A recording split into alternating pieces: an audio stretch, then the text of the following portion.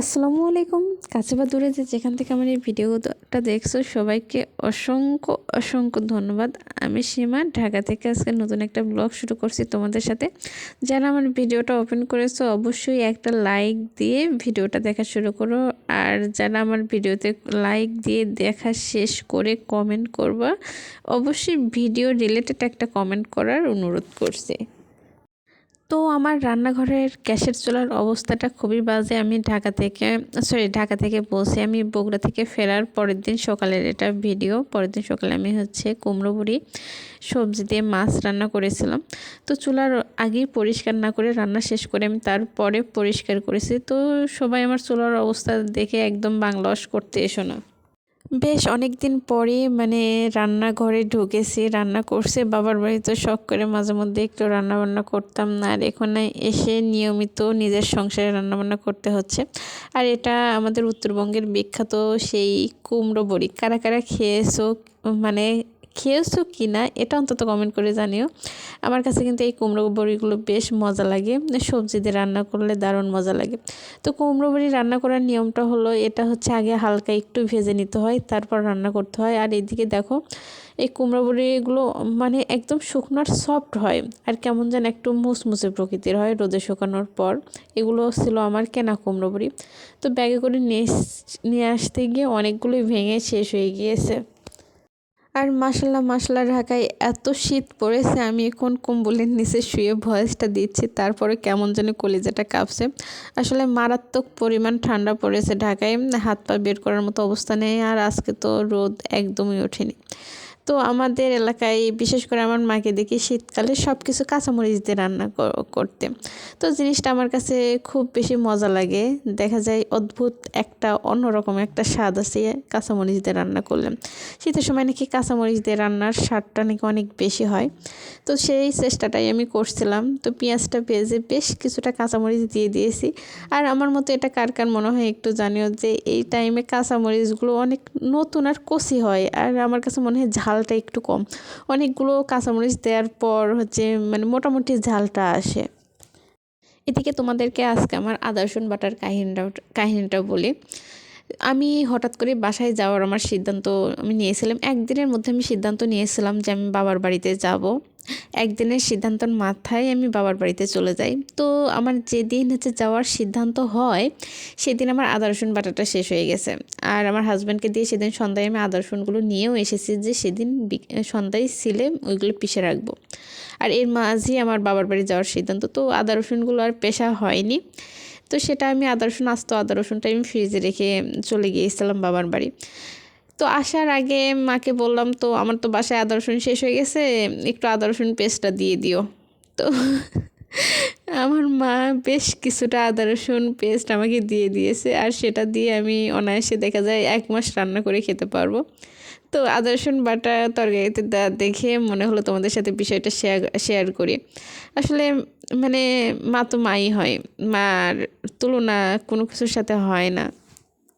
আর এটা সেই আমাদের উত্তরবঙ্গের বিখ্যাত শোলক পাতা, যেটা আমি ঢাকায় থেকে প্রচণ্ড প্রচণ্ড প্রচণ্ড পরিমাণ মিস করি। বাসা থেকে আসার সময় অনেকগুলো নিয়ে এসেছিলাম। দেখা যায় আমি ধনিয়া পাতাটা আমার ব্যক্তিগত অভিমত, আমি খেতে পারি না, কেমন যেন একটু ঝাঁঝ লাগে আমার কাছে। তো শোলক পাতাটা আমার কাছে বেশ কিন্তু মজা লাগে, অন্যরকম একটা ঘ্রাণ। শীতের সবজিতে শোলক পাতা দিয়ে রান্না করলে বেশ মজা লাগে। আর এদিকে আমার তরকারিটা খুব সুন্দরভাবে কষানো হয়ে গিয়েছে, আমি ঝোলটাও দিয়ে দিয়েছি। এখন কিছুটা যখন ঘন হয়ে আসবে ঝোলটা, তখন ভেজে রাখা মাছ আর কুমড়ো বড়িগুলো দিয়ে দেবো। আর এই কুমড়ো বড়ির বিশেষত্ব হলো তরকারি নামানোর কিছুক্ষণ আগে দিতে হয়, কেননা এই কুমড়ো বড়িগুলো অত্যন্ত নরম হয়, আর ঝোল পেলে ফুলে ডাবল হয়ে যায়, আর তখন ভেঙে যাওয়ার ভয় থাকে। এজন্য একদম শেষের দিকে কুমড়ো বড়িটা দিলে সব থেকে বেশি ভালো হয়। আর কুমড়ো বড়ি তরকারির মধ্যে দিলে যারা খেয়েছো তারা জানো, দেখা যায় মাছ আর নিতেই ইচ্ছে করে না, কুমড়ো বড়ি দিয়ে অনায়াসে খাবারটা খাওয়া হয়ে যায়। আর দেখো মাশাআল্লাহ এত সুন্দর একটা কালার এসেছে আমার তরকারির, আর কপিগুলো মনে হচ্ছে একদম ফুলের মতো ফুটে আছে। তো কুমড়ো বড়িগুলো আমি তরকারির মধ্যে দেওয়ার জায়গাটা খুঁজে পাচ্ছি না, এটা একটু ঝোলের মধ্যে দিলে ফুলে বড় হয়। এই জন্য আমি চারদিকে একটু ফাঁকা ফাঁকা করে নিচের দিকে দিয়ে দিচ্ছিলাম, যেন ফুলের ডাবল হতে পারে। এই তো আমার তরকারিটা রান্না একদম শেষের মধ্যে। এখন আমি গ্যাসের চুলাটা অফ করে দিয়ে দেবো। এইদিকে দেখো আমার গ্যাসের চুলার অবস্থা অত্যন্ত অত্যন্ত অত্যন্ত বাজে হয়ে গেছে। 25 দিন পর বাসায় এসে দেখি গ্যাসের চুলার এই অবস্থা। তো আমি পটাপট একদম ঝকঝকে তকতকে করে ঘরে মাজুন দিয়ে যতটা পারছি ঘষে পরিষ্কার করে ফেলছি। আর হচ্ছে তোমাদের দেখার সুবিধাতে একটু স্পিডটা বাড়িয়ে দিয়েছি যেন তাড়াতাড়ি ভিডিওটা শেষ হয়ে যায়। তানজিন তিশার একটা নাটকে দেখেছিলাম, বিয়া যে কত মজা, খালি ঘষো আর মজা, ঘষো আর মজা। আমার অবস্থা আজকে এরকম হয়ে গিয়েছে, তাহলে ঘষা আর মাজার মধ্যেই আসছি। বাসায় থেকে ফেরার পর মানে যতটা পারে আমার হাজব্যান্ড মার্শাল্লাহ পরিষ্কার করে রেখেছিল। তো তারপরেও দেখা যায় যে চুলার পাটটা অনেক বেশি নোংরা হয়েছিল। তো গ্যাসের চুলাটা আমি খুব ভালোভাবে পরিষ্কার করে মুছে রেখে দেবো। আর এদিকে গ্যাসের চুলার নিচের অবস্থাটা খুব বেশি খারাপ হয়েছিল, তাই ভাবলাম আজকে সবটাই যখন পরিষ্কার করতে নিয়েছি সবটা একবারে পরিষ্কার করি। আমি গ্যাসের চুলাটা ভালোভাবে একদম পরিষ্কার করে ধুয়ে নিচে রেখে দিয়েছি। আর গ্যাসের চুলার দেখুন নিচে কী অবস্থা হয়ে গিয়েছে 25 দিন পরের অবস্থা এটা। তো আমি হচ্ছে একদম খড়খড়ে মাজন আর হচ্ছে ভীম দিয়ে একদম ঝাঁকানাকা ঝাঁকানাকা করে পরিষ্কার করে মানে মেজে নেব। আর যখন আপনি কোনো কিছু খুব বেশি মেজে পরিষ্কার করার চিন্তা করবেন, তখন আপনি যে মানুষটার প্রতি খুব বেশি রাগ তার কথা মনে করবেন, মনে করে একদম জোরে জোরে জোরে জোরে কয়েকটা ঘষা দিয়ে দেবেন, একদম ঝকঝকে তকতকে হয়ে যাবে ওই মানুষটার কথা চিন্তা করে। আসলে আমাদের তো অনেকের উপরে রাগ থাকে, রাগগুলো তো আমরা ওইভাবে প্রকাশ করতে পারি না, আর সেটা সম্ভব হয় না। আর এই রাগগুলো যদি এই কাজের মাধ্যমে যদি হচ্ছে বের করা যায়, তাহলে দেখা যায় আমাদের জিনিসটাও পরিষ্কার হয়ে গেলো, তাদের প্রতি রাগটাও আমাদের কিছুটা হলেও একটু কমে গেল। যাদের জামাইয়ের উপর রাগ তারা জামাইয়ের উপর রাগটা ঘষে ঘষে প্রকাশ করবেন, আর যাদের অন্য কারোর উপর রাগ তারা অন্য কারোর উপর রাগটা প্রকাশ করবেন একদম খড়খড়ে মাজুন দিয়ে ঘষে ঘষে। এদিকে আমি হচ্ছে সিঙ্কটাও খুব ভালোভাবে পরিষ্কার করে নিচ্ছি। সিঙ্কের দেওয়ালটাও হচ্ছে বেশ ময়লা হয়েছিল, সেটাও পরিষ্কার করে নিচ্ছে। অনেকেই দেখা যায় জামাইয়ের কথা চিন্তা করে, আমার এই জামাই বেটার উপর রাগটা কেমন জানে আসে না, এই লোকটা কেমন জানে রাগটা করতেই জানে না।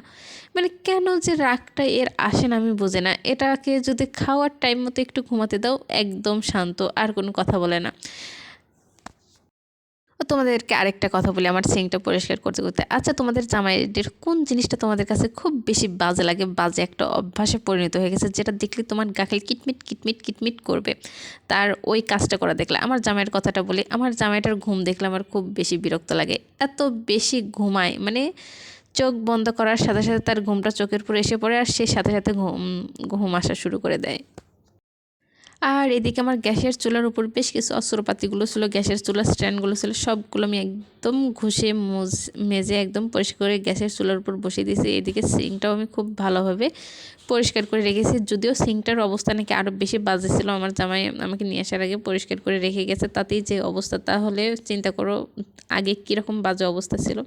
সে যতটা পারে পরিষ্কার করে রেখেছিল, তারপর আমার কাছে কেমন জানি একটু আঠালো আঠালো লাগলো, তাই আবার আমি খুব ভালোভাবে ঘষে পরিষ্কার করে নিলাম। আর সব মেয়েদের কাছে একটা প্রিয় জায়গাটা হলো রান্নাঘর। রান্নাঘরে তোমার ভালো লাগলেও আসতে হবে, না লাগলেও আসতে হবে, তুমি অসুস্থ হলেও আসতে হবে, সুস্থ থাকলেও আসতে হবে।